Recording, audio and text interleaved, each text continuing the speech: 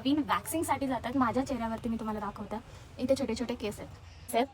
Wow, मिशी पाटलांची.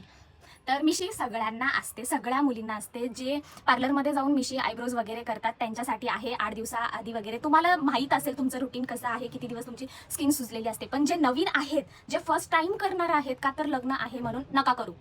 Don't go for eyebrows और हे काढायचे असतील 8 दिवसाआधी काढा, लगेच केस येत नाहीत. प्रोटेक्शनसाठी ना केस असणं खूप गरजेचं आहे. ही नॅचरल गोष्ट आहे. ज्या वेळेस गरज असते ना काढायची त्याच वेळेस काढा. हो, लग्न आहे, काढायची गरज आहे. 4 दिवसाआधी जर तुम्ही वॅक्स केलं तर तुम्हाला वाटते का 8 दिवसात किंवा 4 दिवसात लगेच तुमचे केस आणि लांब येतील? असं नाही आहे. केसचा टाइम पिरियड आहे. 15 ते 20 दिवसानंतर नॉर्मली केस येतात. तर 8 दिवसाआधी वॅक्स करा. मी अशा बघितले. मी आधी मेहंदीचे ऑर्डर्स घ्यायचे, तर मेहंदी काढायला मी गेली होती. तिला म्हटलं एवढे छोटे छोटे पिंपल्स का आलेत बरं? ती म्हणते वॅक्स केलं. मी म्हटलं कधी केलं? काल.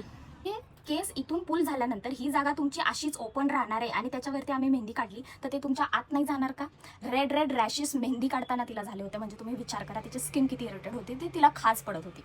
असले काही उद्योग विदाउट फॅन म्हणून हा मुद्दा. हातापायाचे 8-10 दिवसाआधी वॅक्स करा.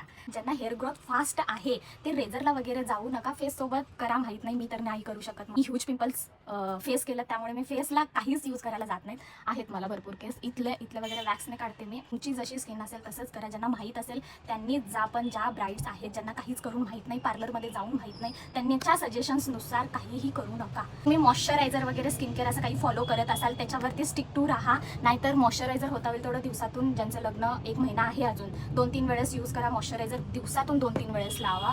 म्हणजे जेवढा आहे तेवढा ग्लो करेल तुमचा चेहरा. विदाउट सनस्क्रीन बाहेर नाही पडायचं. सनस्क्रीन लावूनच बाहेर पडायचं. आणि जर तुम्हाला खरंच अशी काही करायची गरजच पडली, माझ्या कोणत्या ना कोणत्या रीलवरती एक कमेंट करा की मला हे करायचंय, काय करू. मी तुम्हाला पर्सनली येऊन तुमच्यासोबत बोलेन. पण विदाउट आस्किंग प्लीज काही करू नका चेहऱ्यासोबत, प्लीज. तर हेच होतं सांगायचं. Thanks for watching. Okay, bye.